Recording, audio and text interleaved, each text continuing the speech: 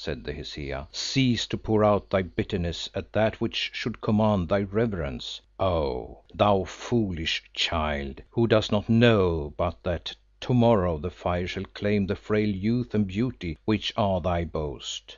I bid thee cease, and tell me how did death find this lord of thine? Ask those wanderers yonder that were his guests, for his blood is on their heads and cries for vengeance at thy hands." "I killed him," said Leo, "to save my own life. He tried to hunt us down with his dogs, and there are the marks of them," and he pointed to my arm. "The priest Oros knows, for he dressed the hurts." "How did this chance?" asked the Hesea of Atene. "My lord was mad," she answered boldly, "and such was his cruel sport." "So? And was thy lord jealous also? Nay, keep back the falsehood I see rising to thy lips. Leo Vincey, answer thou me. Yet I will not ask thee to lay bare the secrets of a woman who has offered thee her love. Thou, Holly, speak and let it be the truth." "In this, O Hes," I answered. "Yonder lady and her uncle the Shaman Simbri saved us from death in the waters of the river that bounds the precipice of Kaloon. Afterwards we were ill and they treated us kindly. But the Khania became enamoured of my foster son." Here the figure of the priestess stirred beneath its gauzy wrappings, and the voice asked, "And did thy foster son become enamoured of the Khania, as being a man he may well have done, for without doubt she is fair?" "He can answer that question for himself, O Hes.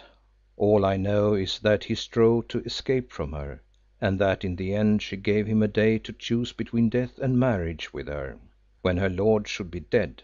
So, helped by the Khan her husband, who was jealous of him, we fled towards this mountain, which we desired to reach. Then the Khan set his hounds upon us, for he was mad and false hearted. We killed him and came on in spite of this lady, his wife, and her uncle, who would have prevented us, and were met in a place of bones by a certain veiled guide who led us up the mountain and twice saved us from death. That is all the story." "Woman, what hast thou to say?" asked the Hesea in a menacing voice. "But little," Atene answered without flinching. "For years I have been bound to a madman and a brute, and if my fancy wandered towards this man, and his fancy wandered towards me, well, Nature spoke to us and that is all. Afterwards it seems that he grew afraid of the vengeance of Rassen, or this Holly whom I would that the hounds had torn bone from bone, grew afraid. So they strove to escape the land and perchance wandered to thy mountain. But I, weary of this talk, and ask thy leave to rest before tomorrow's ride." "Thou sayest, Atene," said the Hesea, "that Nature spoke to this man and to thee, and that his heart is thine, but that, fearing thy lord's vengeance, he fled from thee, he who seems no coward.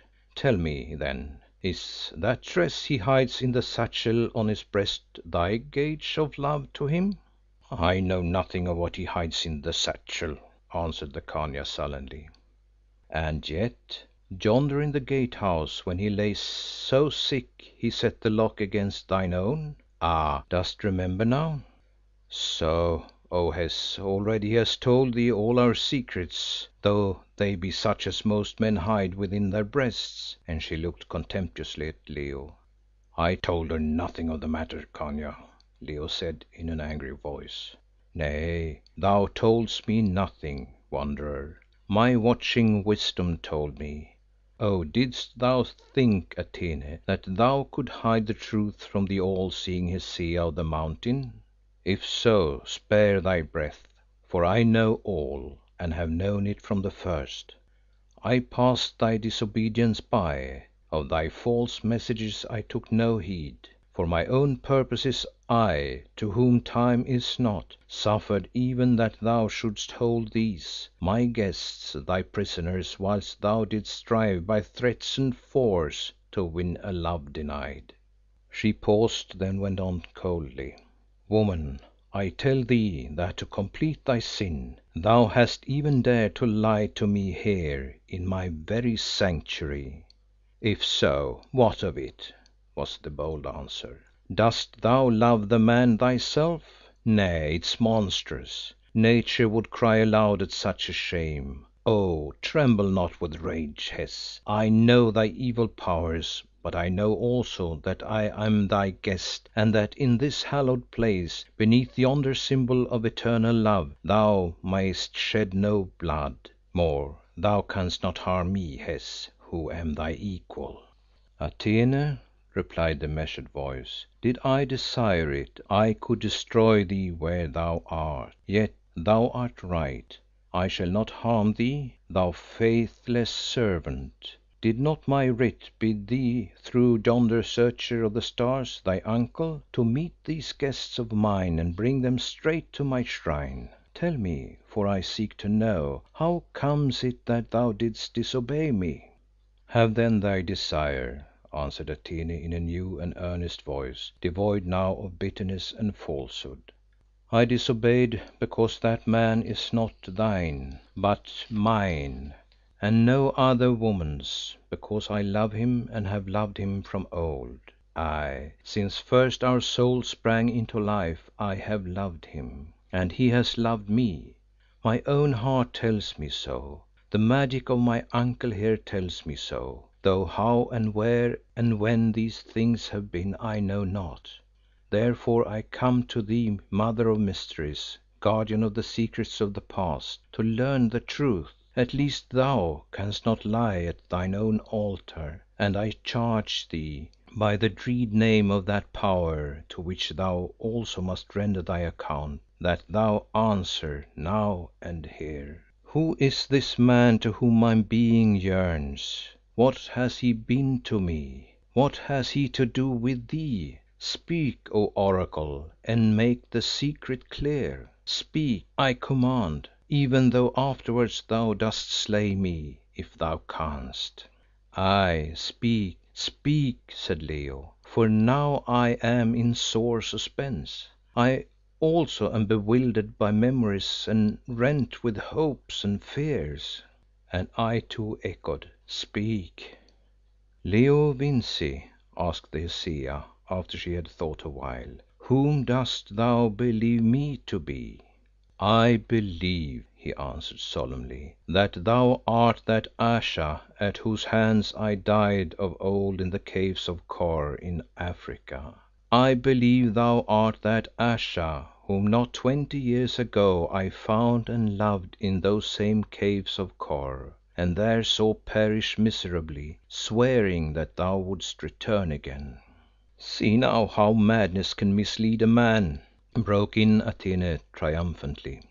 "Not 20 years ago," he said, "whereas I know well that more than 80 summers have gone by since my grandsire in his youth saw this same priestess sitting on the Mother's throne." "And whom dost thou believe me to be, O Holly?" the priestess asked, taking no note of the Khania's words. "What he believes, I believe," I answered. "The dead come back to life sometimes. Yet alone thou knowest the truth, and by thee only it can be revealed." "Aye," she said, as though musing, "the dead come back to life sometimes, and in strange shape, and mayhap I know the truth. Tomorrow when yonder body is borne on high for burial we will speak of it again. Till then rest you all and prepare to face that fearful thing, the truth." While the Hesea still spoke, the silvery curtains swung to their place as mysteriously as they had opened. Then, as though at some signal, the black robed priests advanced. Surrounding Atene they led her from the Sanctuary, accompanied by her uncle the Shaman, who, as it seemed to me, either through fatigue or fear, could scarcely stand upon his feet, but stood blinking his dim eyes as though the light dazed him.